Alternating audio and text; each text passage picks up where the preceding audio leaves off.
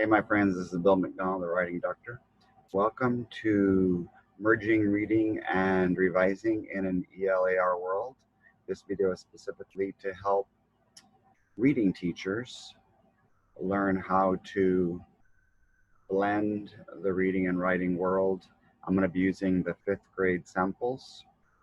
And if you noticed on the revising passages, what they did was for each grade level, they gave you the same passage twice, but they changed the content on each passage so they could ask different types of questions. I guess it was probably to save time or something. But as you look at each grade level, the passages look the same, but they're slightly different and ask different questions. So this is gonna be part 1 of 5th grade. My next video will be part 2, and I'll provide a link so that you can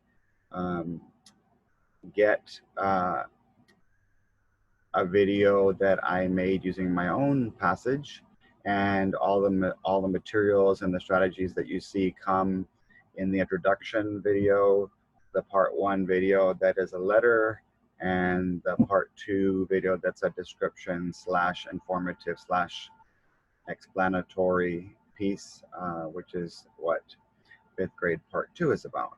So I hope that you enjoy this, especially if you're a teacher that's new to reading, to writing, or learning how to merge the reading with the writing this coming year in the field test questions.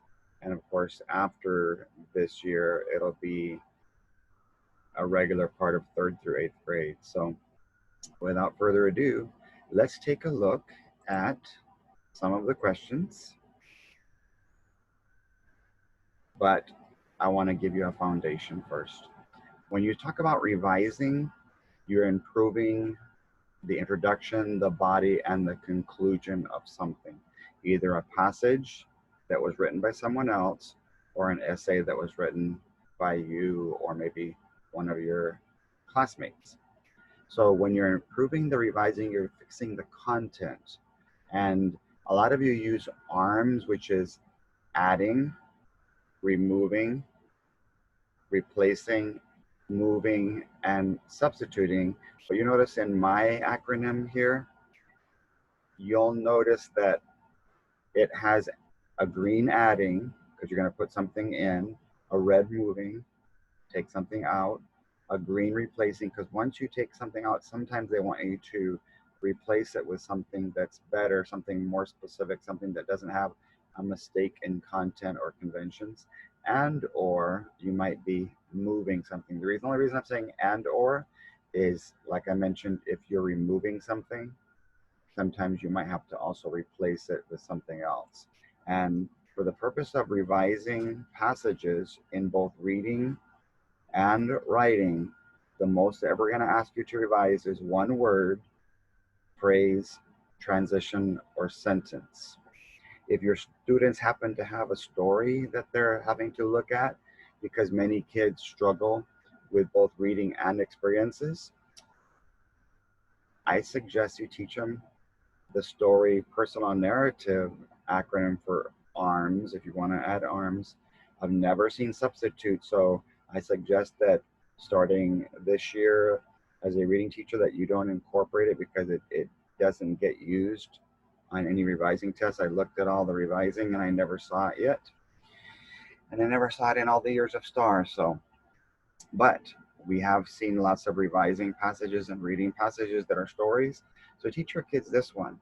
Actors remember more story, I drew an S on my shirt, sequence, the order that happens in the story. So there's a saying that says life happens at full speed, but I add to it, reading and writing happen in slow motion. Sometimes if you slow the story down, like I did in the introduction video of my revising, merging reading and writing, we acted out 2 parts of a passage so that the students could see that paragraph, those sentences come to life, and all of a sudden they're going to be able to easily answer the questions because they actually put themselves in the shoes of the characters. Let me go ahead and get a drink here so I don't choke while I'm talking to you guys. If there's a passage that involves a setting or pictures that are being painted, there's a saying that says a picture paints 1,000 words. Well, in a passage, reading from 3rd grade all the way to reading from 8th grade for revising and reading, they tend to have anywhere between 300 words for 3rd grade up to 500, 600, 700, 800 words in a passage for 8th grade.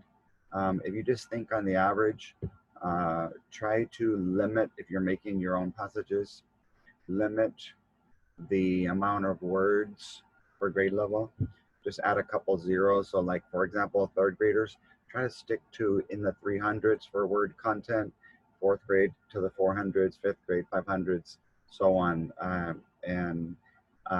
Especially in revising, that's what I noticed that they did when I transferred the PDF words into a, Microsoft Word so that I could count, that there tended to be a similar grade level equivalence with the numbers, two zeros added. So if you think of a root beer bottle, you're going to be putting things in, taking things out, green and red, or moving things up, down, over, and around of the IBC, not root beer, but the introduction, the body, and the conclusion of a paper. And what I've done, I went through all of the revising passages for reading from 3rd through 8th grade this summer. And I even went through all of the revising passages for STAR, for writing for 4th, 7th, 9th, and 10th. And this is what I came up with. And it's in my latest version of the digital copy of the binder. All of you guys that attended the revising, merging, reading and writing, READ-VISING, have this as part of your packet. And there's basically 17 questions that are based on the keyword strands that your kids could possibly see.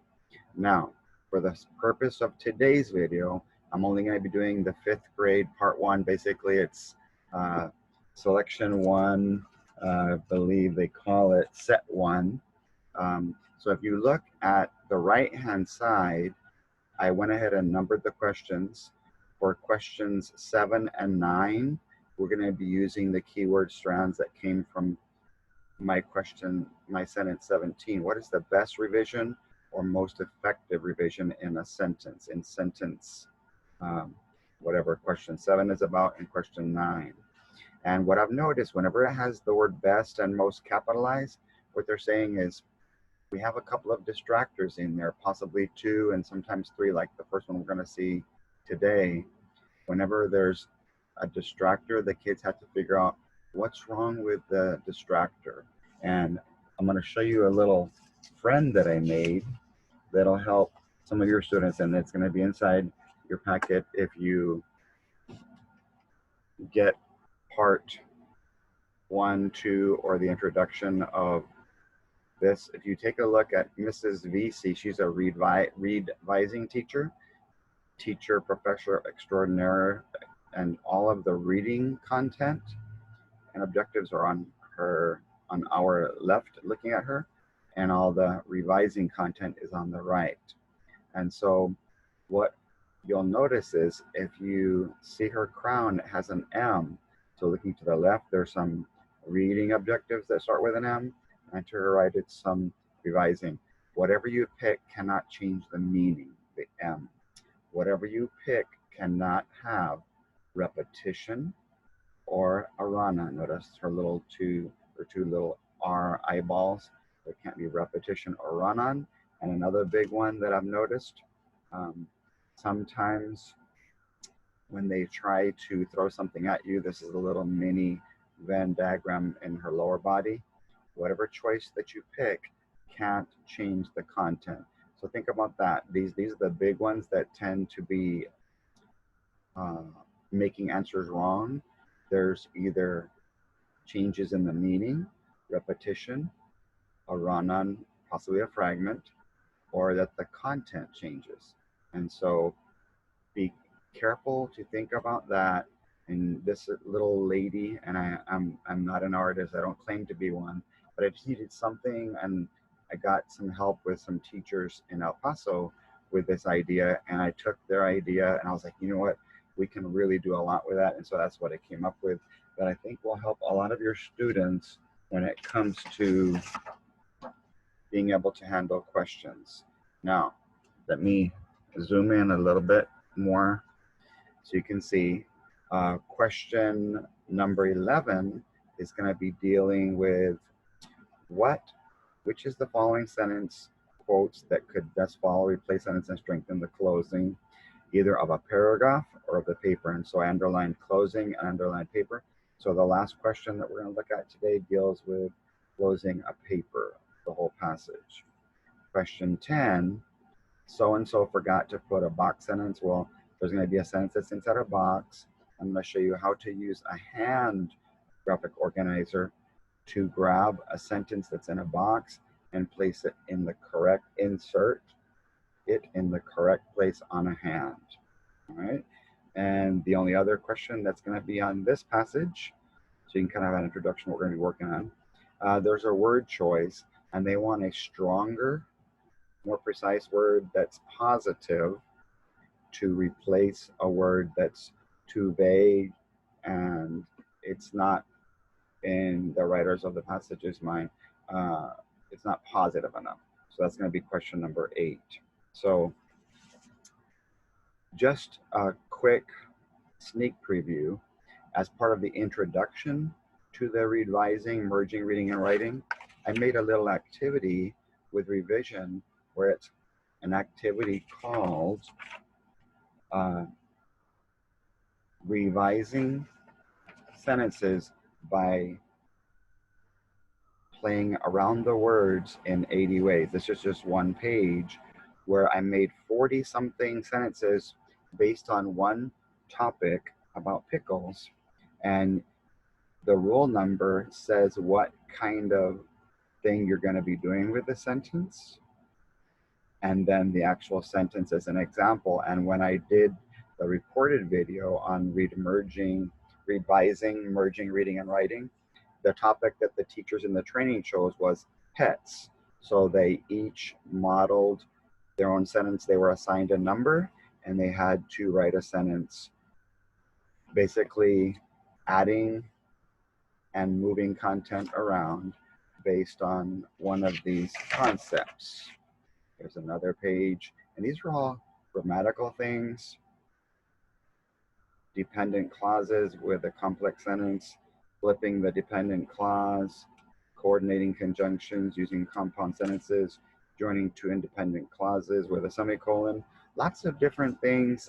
Some of these semicolon, colons, these are for 7th grade and higher, but I just wanted to give all of your students an opportunity to play this little game with revising, moving content around and adding content by playing what I call around the words in 80 ways. That's in the digital copy or the hard copy, the binder. If you have that, that's in back in the new 2020 version, 2021. So feel free to enjoy that if you'd like. So today's focus is going to be on the actual 5th grade practice passage that they gave us, and this is going to be set 1. So when you look at the bottom, it does say set 1 there where my finger's pointing. Set 2 looks the same like I mentioned. It's in the form of a letter.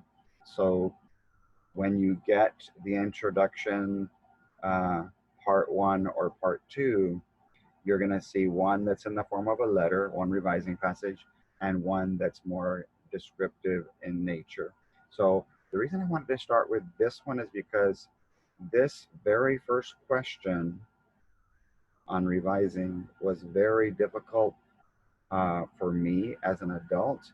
And so I really had to analyze what was being asked And this, I'm going to label it for you guys, was question number 7 in the passage. Okay? Now, I want to show you the graphic organizer that we're going to use. It's called a READ-VISING graphic organizer, and we're going to be using this READ-VISING graphic organizer for the 5th grade revising part 1, the first passage. Okay? You'll get another one I'll be putting out tomorrow. Also be free, the second passage, using the actual practice questions that they gave us to this spring, I believe it was. You can see here I've labeled the question number. There's question 10 where you put a box sentence. And I use a hand whenever they're trying to ask about an entire paragraph or an entire passage. Think of the word palm. Inside my palm of my hand, I wrote, what's the purpose of this passage? What's the prompt? What were the instructions? What's the point of view? Are they asking a question just about a paragraph or the passage? Is it a regular passage or is it a paired passage? Is the purpose persuasive? Is it informative? Is it to entertain with events or to explain with examples? And so I used an acronym TIES, where everything in a passage ties together. And so depending on what kind of question they give, whether it's reading or revising, I have all of this content in here to help students with questions about a whole paragraph or a passage using the top part, the hand, or questions about the bottom part using my R.E.M. And we already talked about R.E.M., where it's for revising, adding, removing, taking out, or replacing, putting in. So this little bracelet is red and green for removing and replacing. This bracelet is green for adding. And this bracelet is yellow for moving. When you're moving something, you're changing the order around. You're revising, you're revisioning. So revision is to say something looks a certain way now, and by the time I'm done with it, the content, it's going to look different in organization or development later. And they'll usually ask questions like we said, what's the most effective way, or what's the best way to revise something? And again, when we saw the word most or best, what they usually mean is there's a distractor in there somewhere. We want you to figure out by looking very closely which one changes the meaning, which one changes the content, which one might have repetition or a run-on or a fragment, and make sure you don't pick those. You'll eliminate those and select the correct one. So as you can see here, like we mentioned, in revising, you're only going to add, remove, replace, or move one word, one phrase. Just change the order of the words. And what I'm doing is I'm going from the simplest part of revising, a word, or even in reading, to step 2, a phrase, to just changing the order of the words around without changing the content, to step 4, just transitioning between 2 sentences. And we're going to use that. If you'll notice, there's different colors that represent different reading questions that can be asked. Cause and effect. Why or what did so and so do something? What was the reason that something happened? If the effect was what happened, they often will ask you in reading, what was the reason? Every action has a reaction. These are all transitioning between ideas, what I call the teeter versus the totter, or the see versus the saw. So one cool way to teach transitioning is to actually take your kids out on the playground on a teeter-totter and say, okay, you're going to be the teeter. I'm going to give you guys a transition, or you give me a transition, and that other person's going to be the totter. And we're going to see what word, phrase, or sentence allows you to go from this sentence number, word or phrase, to this sentence number, a word or phrase, or from this paragraph number, or we can say if paragraph 2 is boxed in red and paragraph 3 is boxed in yellow, what they're going to say is what sentence could be added to have a little bit of red in it and a little bit of yellow to merge those two paragraphs so that they can sort of like link together, like a necklace would connect to a body, or a belt would connect to the pants, and the socks would connect to the shoes. And you have more paragraphs. You could even say that the scarf connects to the jacket. Transitions between ideas, or transitions between sentences, and even transitions between paragraphs. Okay, so I'm just trying to give you a heads up on how to use this graphic organizer. The questions from 7, 8, and 9 stay on the bottom half of the arm. So they're simpler questions. And questions 10, as you can see here, and question number 11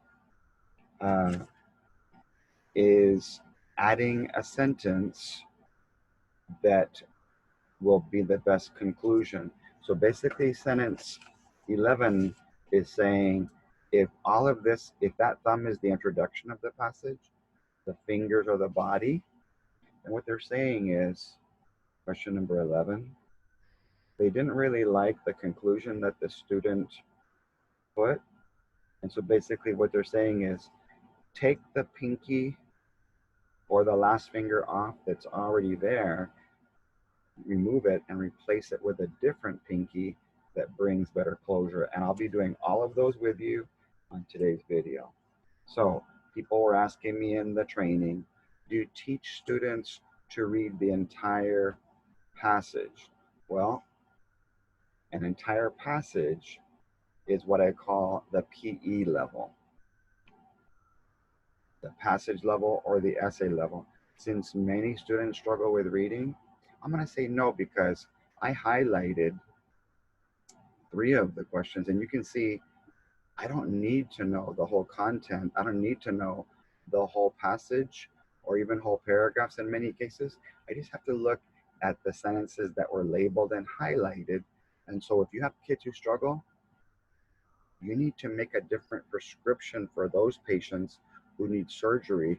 Just tell them, just zoom in, just focus on the questions that are being asked about, because contrary to what a lot of people believe, there's only a few questions in revising and in reading where you have to read the entire passage to answer them. Most questions are based on just one paragraph or one piece of the puzzle. So let's go ahead and, like I would normally do, skip straight to the question. I want you to notice I wrote the word rules 1 time.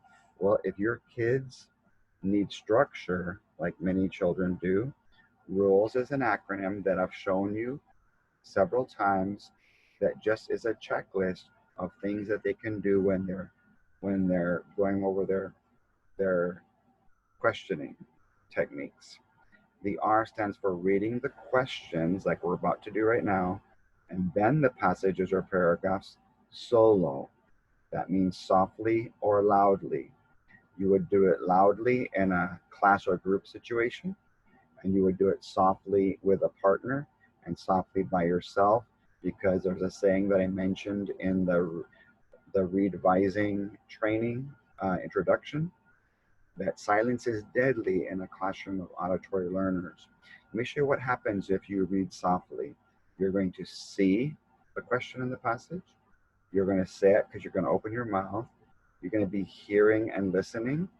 Your brain will be triggered. You'll start thinking, what strategy am I supposed to use based on this kind of a question, this teak? Then if your kids, because reading and writing allow you to use 2 books, a dictionary or a thesaurus or both, they're going to look up certain words or phrases they don't understand in the dictionary, and then hopefully they'll be able to write the right answer. That guy's raising his right hand. The U is to underline and understand the question, and underline or understand anything important back in the passage. The L is to label. anything important in the question and the passage.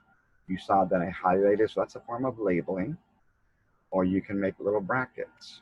E is to eliminate and explain. There's a cool thing about an E, do it this way. The E has 3 sticks, and you're going to be eliminating 3 answers. Once you eliminate 3 answers, you need to explain. I have my hands flying like a plane. Explain why you eliminated them. Because a lot of kids, all they want to do is this last letter of rules. They just want to select the book answer in the test and the Scantron answer. And that's very dangerous because you can't read their minds. You need to be able to know what were they thinking about when they were answering the questions. Real quick, the only reason I did the odd versus even, here's a cool trick that you can teach your kids. The word odd has 1 vowel in it. Thus, 1 is the first odd number on a STAR test, no matter what subject. It also has 3 letters in it, so that's the second odd number.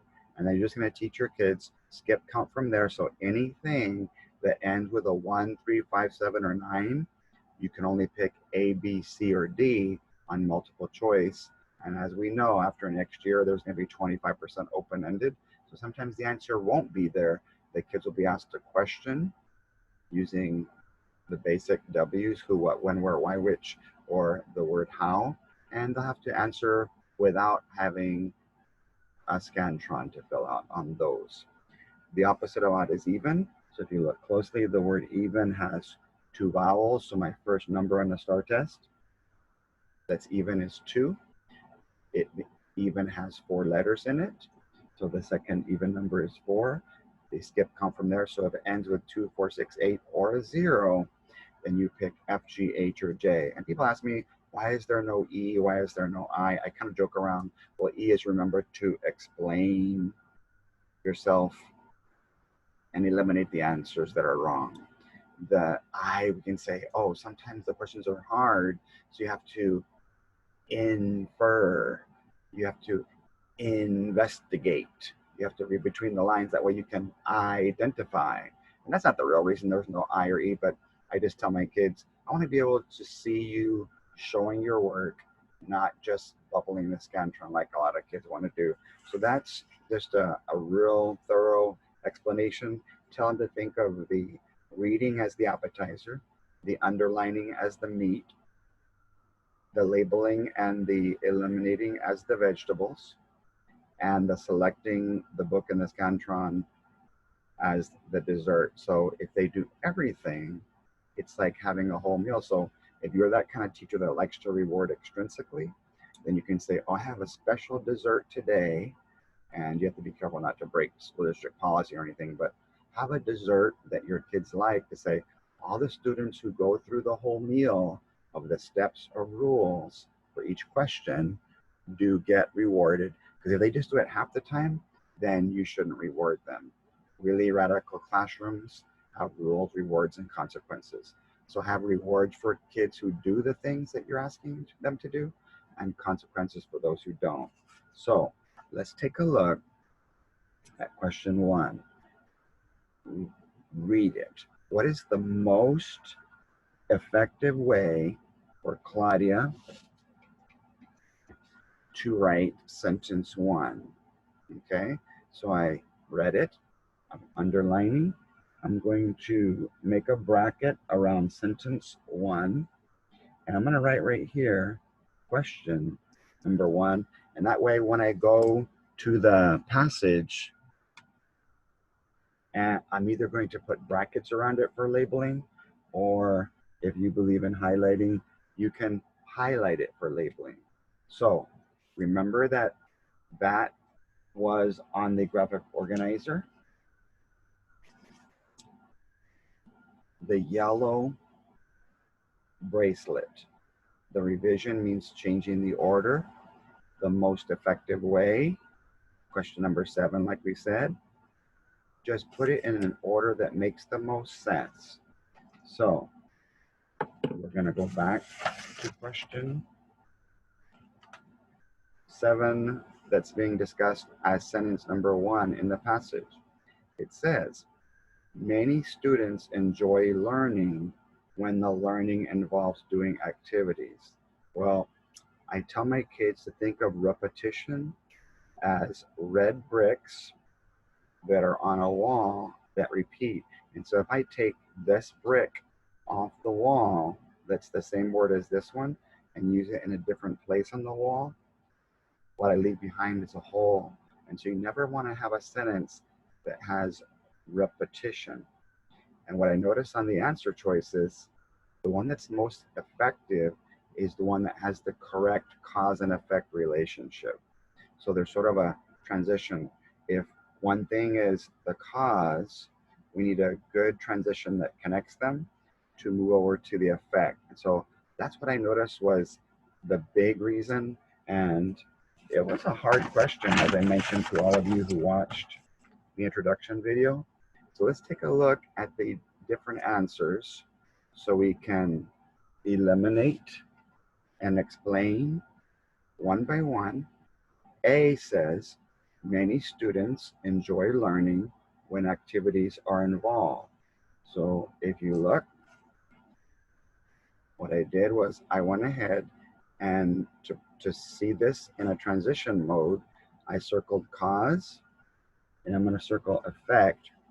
Basically, when activities are involved, the effect is going to be that most students will enjoy the learning. But the cause will be the activities involved, and the effect will be the students enjoying the learning. So let's take a look at that. So it says most students enjoy learning when activities are involved. So since they wrote it with the cause over here, when activities are involved, and there would be a comma after that, being a dependent clause when it's written this way, most students enjoy learning. That's a correct cause and effect. So what you would teach your kids, put a question mark there because you might keep that one because it makes sense. Listen to B.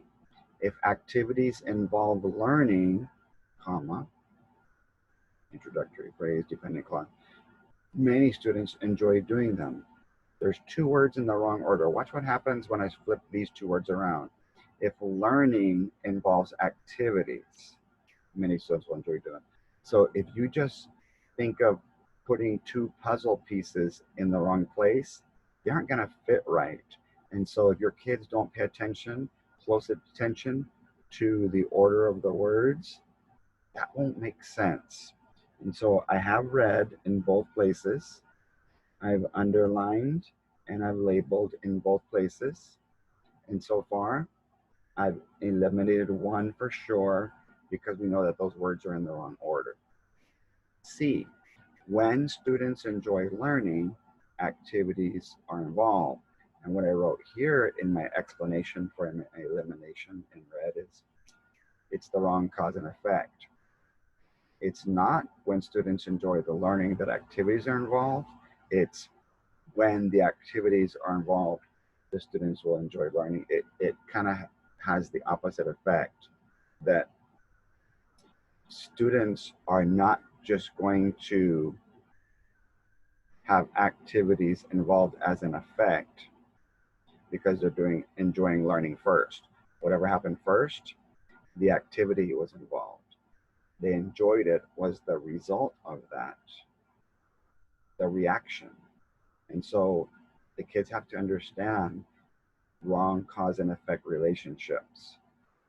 Letter D. So we think we're going to eliminate this one and this one.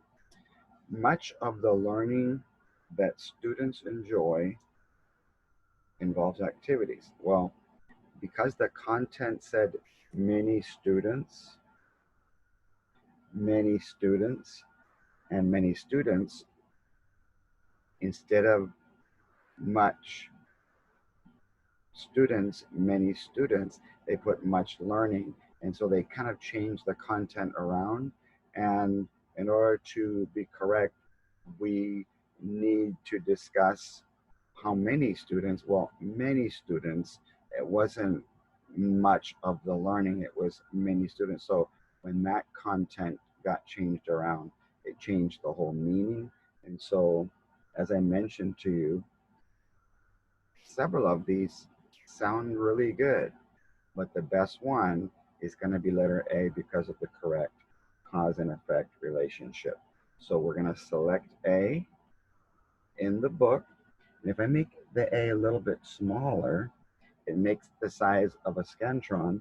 And what you can do is tell your kids, practice bubbling in the A, write an A again, and then some other extra precaution you can take is tell them to draw an A next to the number so that the 7A in the book will make sure it matches with the 7A in the Scantron.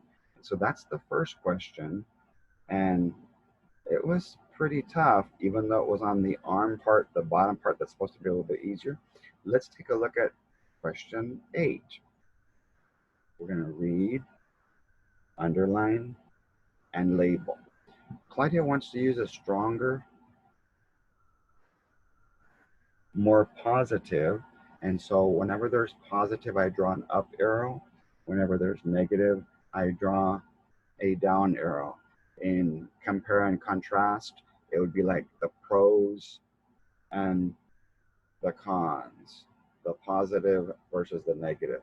Since they're saying they want a positive word, we have to make sure the word that we select, ah, ah, ah, ah, select one,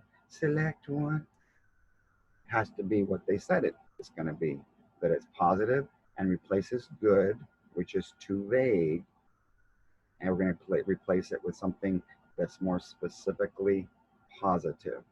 In sentence 7, so once again, we box in sentence 7. I'm going to highlight it for those of you that like to highlight instead of bracket. So we'll go to sentence 7, and we'll mark Q number 8 next to it if I haven't already done that. Sentence 7, okay, here's my bracket, and we'll put right here so we can see it. This one is about question number 8. So when you ask me, should I read every single sentence? Well, in this part 1, there's only in the first 2 paragraphs a question about sentence 1 and sentence 7. And so do I need to read all 9 sentences? If you have kids that are great readers, yeah, have them read it so they can understand how everything fits together. But if you have kids who really struggle, who are on the sentence level, say, you know what? If you know how to pick a word in this sentence, and you know how to change the order of the words in that sentence, you're doing everything that revising's asking you to do. Don't make things more complicated for your struggling kids than they need to be, okay? So it said we wanted to replace the word good. So I'm going to use my red color pencil. Good is going to come out because it's too vague. And I want to replace it with something that's positive and more specific to the sentence. Let's see what it says. They are good places, positive, to develop safe habits while experiencing science. So our topic is a place that allows me to experience science, but keep me safe at a time. I want a good place for that. So I want something that's positive like good, but more specific to the content. Oh, is this going to help me have safe habits? Is it going to help me experience science? Let's take a look at our answer choices. F says ideal. And so if you notice on the bottom, question number 8, it says there's the word good, and we're going to substitute one of these positive specific words, ideal. And so if your kids don't know what ideal means as a word, then you say, okay, read it in context. We just did. If they still don't know, they can read it in the dictionary. And in the dictionary, they're going to be able to find out its definition. 7.7, what were the key words? The context. Places to develop safe habits while experiencing science. So I've got to go look up, what does ideal mean? Well, ideal, we're going to find out, is like a choice. It's a great choice. It's a great scenario. It's very ideal. It's a great idea. So because that is a positive adjective describer, I'm going to put a question mark. And if you notice the other ones, none of them are positive words. They're words that you could substitute. But if your kids don't pay attention to positive, they're just going to be picking any random word and trying to plug it in where it doesn't fit. Available could work. Available location, what was it? Let me look at my graphic organizer. Available place. Yes, that could work, but that's not positive. So we're going to eliminate it on the right. And if you're really sure, on the left. Actual place, well, that doesn't even make sense. So it changes the content or the meaning. So I'm going to eliminate it. I need an open place. Well, that's not positive. That's just describing whether it's big in terms of open or open versus closed. That's not positive. So it doesn't fit with what they were asking me. So the only answer that works in this one is going to be letter F. And again, if you make a small circle, what I did was I tried to circle like your kids do. Circle it, write it in again so you don't forget what it was. And then as a last precaution, right next to number 8 in the book, you put an F from the book so that your 8 book matches the 8 Scantron. Yes, we have selected our answer in the book and we pretended to select the correct one in the Scantron. All right, let's take a look at sentence 9. It says sentence 15 includes repeated information. And I didn't really see a lot of it. There were some very minor phrases that meant the same thing as other things in the sentence, but I did notice in the paragraph itself, there was repeated information. So they could be trying to get your kids to be careful inside the sentence that it's in, and to be careful to not have repetition across several sentences, because a lot of kids tend to do that. So which revision most improves sentence 15? And so, as I mentioned, we're going to change the order, question 9, so that we have the most effective revision that does not repeat. And that was the main thing of this one. Remember, the 2 I's were repeating and run-on. So we're basically saying, I want to get rid of the one that has repetition. So we'll go look at sentence 15. Let's label our rules, our checklist. We're going to read, underline, and label. Question number 9, it says sentence 15. There's my P1. You're going to do the bracket. That's important. You can do the highlight. Sentence 15 includes repeated information, the red brick, which revision most improves. So that means there's going to be distractors. Sentence 15. So I've read it, I've underlined it, I've labeled it. So now we've got to go read, underline, and label back in the passage. We're going to call this question number 9. The reason I do that right here is because too many kids get sentence numbers confused with question numbers. It's if you make them do this extra little bit of work here, they won't be going to sentence 9. They'll be going to sentence 15 about question 9. So let's go back to sentence 15 and see what we can find. Okay, once again, I've labeled it for you with highlighting, but if you like the bracket idea, then you're going to say, oh, my next question that was asked about, question number 9, and look how many sentences were skipped between question number 8 and question number 9.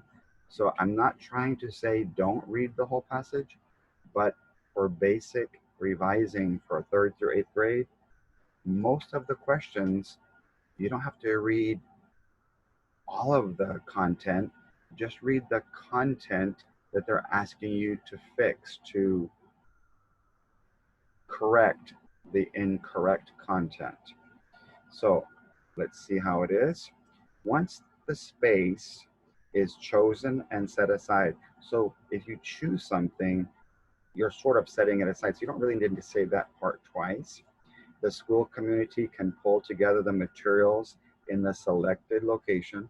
Well, the space is the selected location, so you don't need to tell me that part twice or allow. Now, that's getting a little bit nitpicky, but apparently they're wanting to make sure your kids are careful even about repeating phrases that mean the same thing, not necessarily words or phrases that say the exact same words.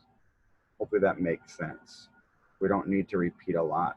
Let me give you an example. If I have the monkeys that I was using in my previous training, you know, in this paragraph, it's got 14, 15, 16, 17, 18, 19. It's got 6 sentences. So think of 6 blue monkeys. One of those monkeys has a lot of repetitious phrases in it, or phrases that mean the same thing. Well, I'm not going to give you credit for repeating. So if I was saying that sentence, once the space is chosen, detail, set aside, detail, well, that's repetitious. I'm not going to give you credit for repeating the same concept. The school community, who? The school community can pull together the materials, what? For the lab. Where? So that's the part that's important. So there's 4 details here, and I took out the 2 that were repetitious. So what we need to do is find out which one of the answer choices does the best job of not repeating the idea or the actual words themselves. Here we go. All right, what I did for you, I went ahead and eliminated repetitious phrases with red, because your kids are allowed to ask for colored pencils, for blank paper. Even though I drew this graphic organizer, if your kids get used to it, what I showed you in the READ-VISING webinar was that I could easily draw my own arm and quickly write in add, remove, replace, and move. And then the hierarchy of starting with words, then phrases, then the order, then transitioning, then combining sentences, and then adding a whole sentence, removing a whole sentence, replacing one, or moving a sentence inside a paragraph, or thinking about an entire focus of a whole story, a summary of a whole passage, or sum of the passage, S-O-M, summary, all of it, or summary, S-U-M, all of it. I need a good topic sentence for a paragraph, which would be that thumb over there. I need a good main idea, which is also called the thumb. In the upper grades, I need a thesis for the whole thing. So the focus is the center of attention. The position is the center. The central idea statement for 4th grade. The controlling idea statement for 7th grade. So no matter what question that you try to throw at me, whether it's reading or revising, I'll be able to use this READ-VISING graphic organizer to answer it, as I'm showing you in these questions from this 5th grade passage. All right, so let's take a look at the phrases. Once the space is chosen, comma, the school community can gather lab items and materials there. Well, that word there doesn't need to be there. There's a saying in the Bible, whenever they say therefore, you got to check what it's there for. Well, there's no reason that that word is there. You already know about the space. You already know that it's going in the lab. So if they would have taken out there, that would have been a little bit better. So let's say we're thinking about eliminating that one. Once the space is chosen and set aside, we already learned that choosing something and setting it aside, it's almost the same thing. So because of that little phrase there, we're going to eliminate letter B. Letter C says once and after. That's redundant. Once you tell me once, that's when. After is when. You don't need to be repetitious. And so don't replace repetition for repetition. And so you can actually write there repetition, and it wasn't even in the content, so you wouldn't want to do that anyway. And then here's the correct answer. Letter D. Once the space is chosen. When? Once the space is chosen. Who? The school community. What can they do? Gather what they need. Why? It's for the lab. I have everything that I need there. There's not repetitious words or phrases that mean the same thing. And so I think I'm going to select this one. So I've eliminated three little check marks next to the E. I've selected one in the book. And I'm going to make sure that the 9D I place in the book is also the 9, make that look more like a D instead of a P, sorry about that, is the D that I place in the Scantron. All right, now these next two questions are a little bit harder because as you can see, we're gonna have to add a box sentence to a whole paragraph. So let me set up my acronym. And again, the rules acronym, this graphic organizer, the Mrs. VC is inside the introduction, part 1 and part 2 of the READ-VISING webinar. For all of you that are watching this right now, once I've gone through the first passage for you, the one about the letter to mom and dad, I'll post it on Facebook so you can see it, and then I'll do the other passage, and all of you who purchase the introduction will also get part 1 and part 2 as like a package deal for only $15. Okay, so let's remember we're going to read the question and underline and label as we go. Clyde left out the following sentence, okay? She left it out, so it was missing. That means we're going to need to move this sentence, which is yellow, or we can insert this sentence somewhere where? In the 4th paragraph, okay? So this is going to be question number 10, and it says that question 10 about the 4th paragraph is regarding sentences 14 through 19. So what I did on my graphic organizer, I went ahead and I named, or because we're talking about a paragraph in this one, it was number 4 about question number 10. Ask a question about a sentence that we have to add in a paragraph. So what you're going to tell your kids to do is they can draw their own hand if they don't have my graphic organizer, or they can use my graphic organizer if you were part of the webinar or you choose to purchase it.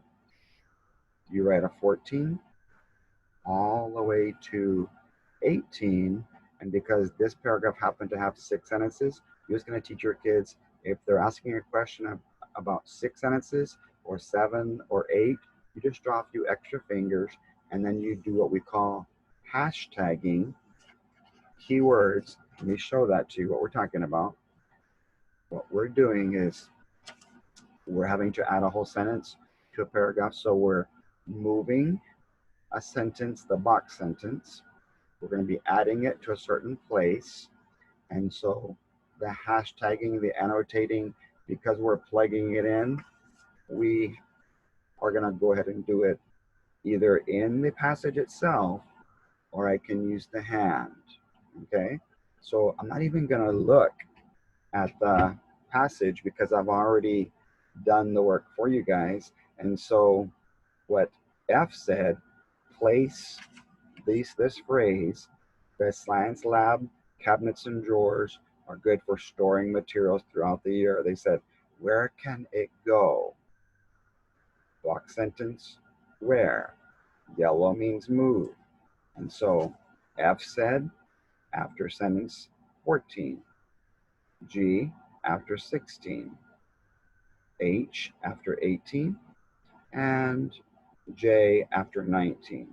So make sure your kids are aware that they have to plug in all the sentences and add a few fingers if they need to for the organization's sake. So let's try to figure out, we're talking about the keyword, we need a place to store materials. And so in order to plug this in the right place, we've got to figure out which sentence, which finger is talking about storing materials, such as the things that you would put in cabinets and drawers. Okay, so here we go. One concept that you can do that we used to do in the old days as teachers, if this was a student, you would have him hold up this sentence and he would be the yellow box, and you laminate a little box.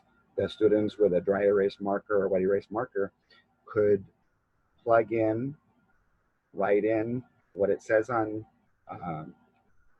the box, and then 6 other students could be the keywords that are on these fingers, and the student has to decide, where do I go? And of course, multiple choice, there's only 4 places he can go, so we have to figure out which one of these talks about storing materials. Sentence 14 says, any large classroom can be a science lab. Those were the hashtag, the keywords, the annotation. 15 says, choosing space, the place to put the science lab, getting the school and community together to get the materials. Since there's nothing about contents, storing contents, I already know that I can eliminate letter F. 16 says, I'm going to need some wide tables inside the lab.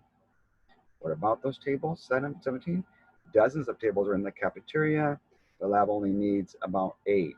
Since that's not about storing materials, then I know I can eliminate G.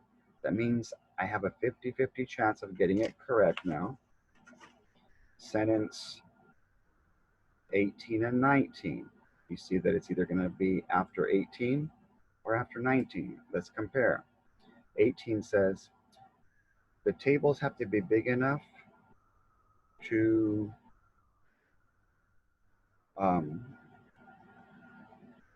work with many materials at the same time. Okay. Sentence 19 says, most classrooms have furniture for storage. There's storage right there. So let's see. And what I did was I said, it sounds like a conflict resolution situation here. So I've got to decide which of these is the conflict and which one is the resolution. Because if sentence 19 is the conflict, then J, the box sentence, could be the resolution, how we solve it. So let's take a look if we put the conflict here. If we put the box in right here. It says, the science labs can have cabinets and drawers for storing materials throughout the year. Needs cabinets and drawers for storage materials. Okay, they're needed. Forgot to say that part. Okay, well, if that's the conflict, what's the resolution? Most classrooms have furniture for storage. So if I think of it like that, problem solved, I need storage. Well, most classrooms have the storage. So that works as a conflict resolution. Let's plug it in here and say, conflict, most classrooms have furniture for storage. No, that's a good thing. That's an asset of having a classroom, using a classroom for the science lab. So it would not be a resolution to put it afterwards. That would be putting the resolution first and the conflict afterwards. We need conflicts before we have resolutions. We need to have a problem, what we need, before we can solve it and say, hey, don't worry, all the classrooms have furniture. So I would select letter H. So I've already eliminated 3. I'm going to eliminate F. And so as you can see, I wrote all of those keywords in my graphic organizer. I selected H, and do it in the book and the Scantron. So number 10 in the book will have to be matching H in the book, and 10 in the Scantron will have to be H. Let's see the other answers so we can finish eliminating. We had said H. That is the correct answer. And again, if you make your answer smaller, you can teach your kids to bubble, put an H. These were the 2 nifty answers. We have a 50-50 chance of getting them correct. This one is the correct. Why did you select it? There's a conflict in the box and the resolution after okay. The conflict is the box and the resolution, sorry about that, is going to be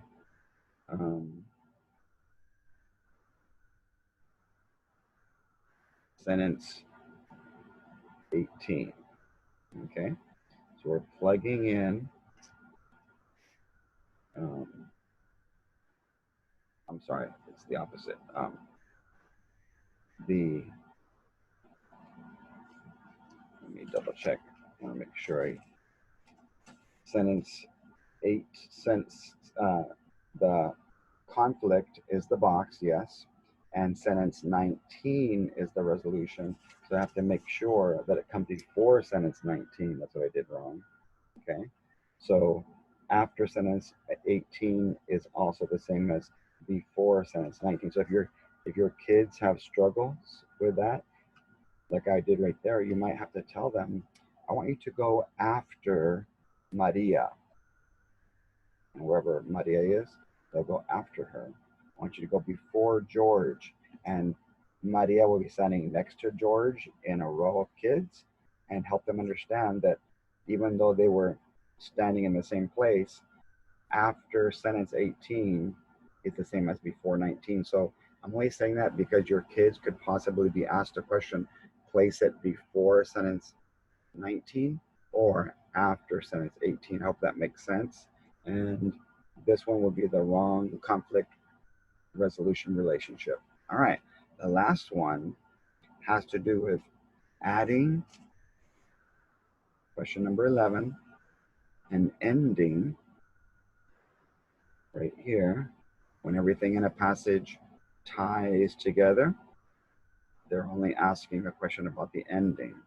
Is it the ending of a paragraph, or is it the ending of the whole passage? Okay, and what you're going to see when we read it, it's going to be the ending of the whole passage. Let me show you what I mean.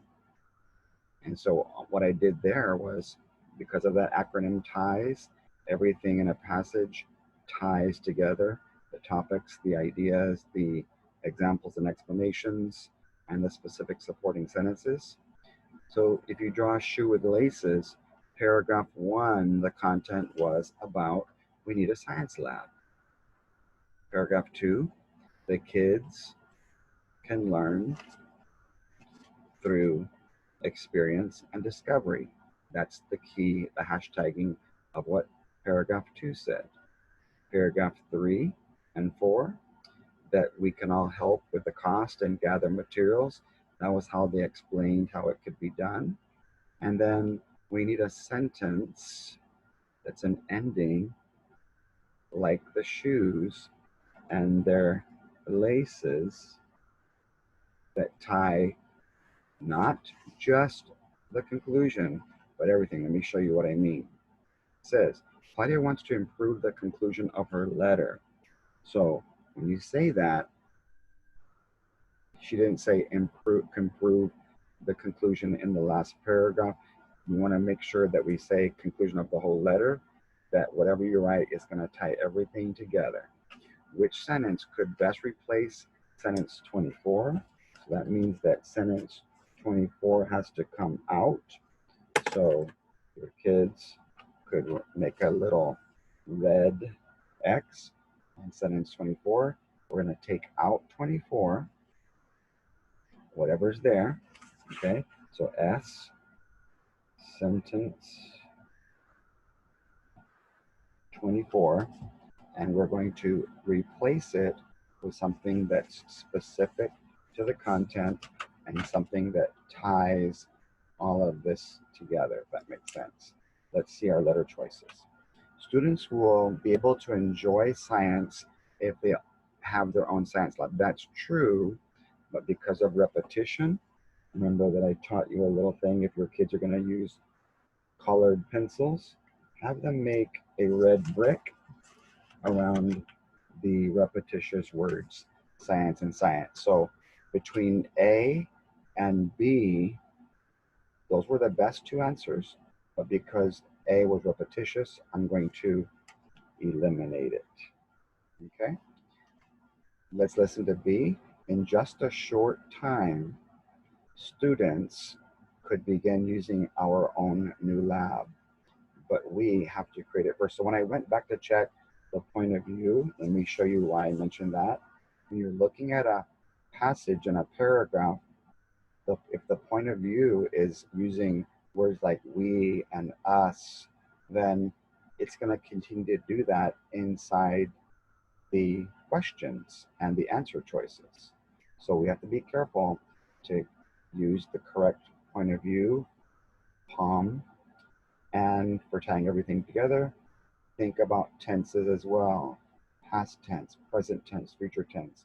So let's look at it. We have to create it first, okay? The students could use it. That does sort of tie in with all of these things that we've been writing about. So we can put a little question mark on B. C says, students can be proud that they accomplished something important. Well, that doesn't really tie in anything specific, so that's too vague. So I'm going to eliminate that one because you're not going to improve a conclusion by writing a sentence that has nothing to do with the content. We don't even know what we're accomplishing. So you can't pick something that's too vague, okay? And Mrs. VC, my little friend that I had shown you earlier, she does have a V. If you can see the V is pointing out. You're gonna replace something that's V vague with something that's green, more specific. So the specific will stay. Letter D, our school might become a leader in improving science education for students at other schools. Well, the focus wasn't about our school or us becoming leaders. All we wanted was a darn science lab. And so, yeah, maybe that might be a result of that, but Nothing about the science lab was mentioned. I don't need to be repetitious because they weren't there in letter B, but I don't need to get off into other content that has nothing to do with what we were talking about. So the best answer for number 11 is letter B. Selected it.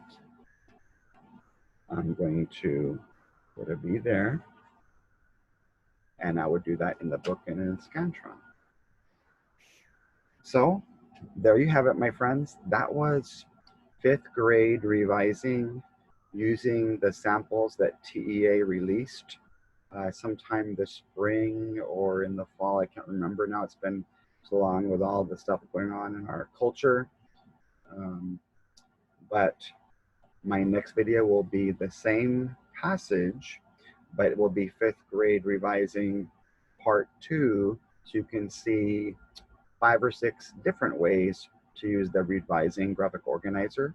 And I just want to show you, as part of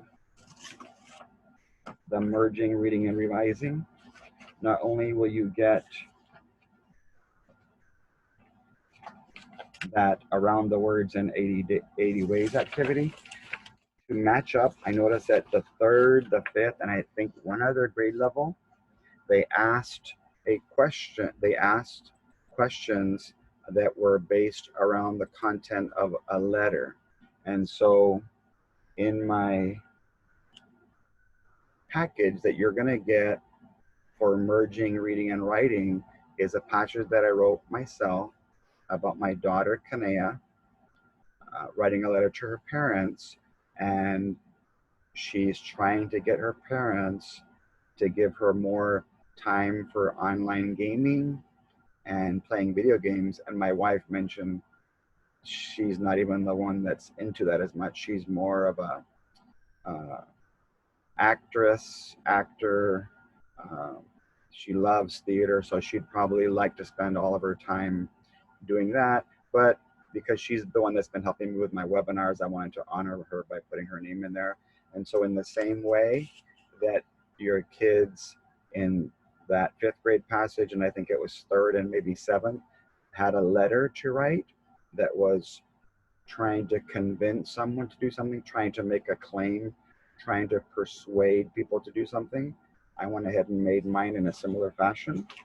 So there's 26 sentences, and you'll see what I did was I just have the passage once, but instead of asking all the questions relative to the letters separately, like was done in 3rd and 5th grade and 7th, I went ahead and put them all together so that your students can see 9 questions, improving the content based on a letter that was written to somebody. And I wanted to make sure it matched. That is not in the old version of the binders. For those of you who purchase this, you will also receive a digital copy of the new binder sent to you. And I'll send another one in a couple of weeks for anyone who attends the editing training that I'm going to have this coming Thursday. Editing webinar, it's from 9 to 11. Be sure to go to my website. Let me get out of the sharing. Go to my website, as you can see up there. Right there at www.therightprescription.com, you can, under trainings, you'll see the editing one that's coming up this Thursday. You'll see the swag scaffolding writing across grade levels, which is coming up next Thursday. And I try to keep them to 2 hours, but as a consultant, I'm so used to working with teachers for 6 hours and with students while they observe for 6 hours. It's really hard to condense everything that I want to share with you into 2 hours. And so what's probably going to happen each Thursday, it's probably going to be closer to 3 hours on the content, and then I'll stick around afterwards to answer any questions like I've been doing. Those of you who purchase the READ-VISING webinar. You'll get the introduction right away. You'll get that first passage that Kanea wrote to her parents. And you'll also receive another passage that was written about content. Show you one last thing before we say goodbye today. You're going to get a story, a reading story, where I show you how to use acting to teach writing concepts. And the other one, I also used one of my children's names. The other one asks, let me see how many questions, 6, 7, 8, it's also 9 questions. And again, what I noticed, the one that was in the passages from 3rd through 8th grade, they have one revising passage, but they basically change the question. So they separate, they repeat the passage twice, but ask different questions about it. So don't get confused with those revising ELAR questions and passages like I did. They are different questions. It's the same passage, but they change the content around and remove certain content so they could ask you different questions. I guess they were trying to do that at the same time. But what I did to save you the hassle, I'm just going to show you one passage. And this one happens to be explaining and describing, giving information about the Rio Grande Valley Livestock Show and asking content specific ideas. And in the video part, the introduction one, we did question 1 and we did question number 3. And what you'll see in part 3 of the training, because remember I'm saying I cannot fit into 2 or 3 hours what needs to happen in 5 or 6. So by the time you receive all of the videos for $15, it'll be 3 pretty much full-length videos, anywhere between 3 hours each, but I break them down so that you can kind of have them in bite-sized portions. So I hope that for those of you who are new to reading or revising, that these strategies helped you, and that you think of a paragraph as a hand that has a topic sentence and supporting sentences, or a whole passage that has an introduction, a body, and a conclusion. And some of the questions are a little bit more complex, as we saw in the one where we add a box sentence or a topic sentence for a whole paragraph. We do have to read the whole paragraph. And when you're adding a central idea or a focus or a summary, we do have to read the whole passage. So when we get to those, I'll show you how to do those. And I hope that you enjoyed this video. Feel free to message me on Facebook. Join my ELAR writing club. It's called May the Fours Be With You. I'm going to be posting some math videos as well. So if you have a math teacher friend, go ahead and tell them to type the words come, as in come here, on sense, S-E-N-S-E, math. My math club is called Come On Sense Math.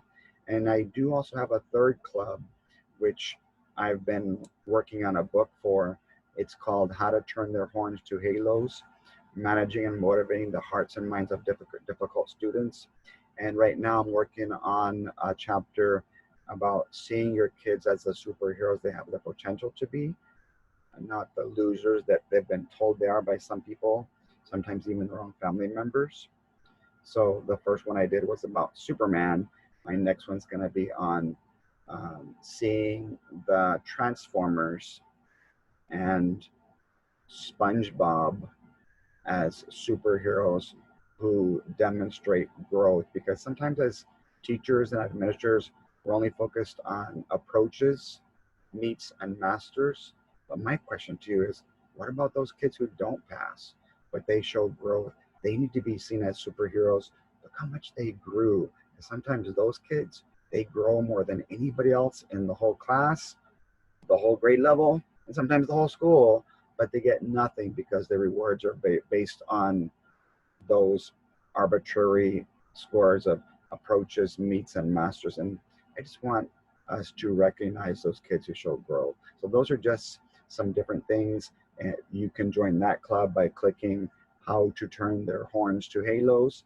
And if you need to learn how to motivate and manage kids who sometimes are difficult, God bless you guys.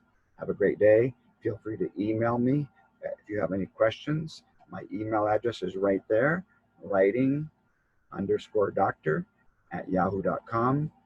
I would love to work with you in a training. I do 6-hour trainings at your campus.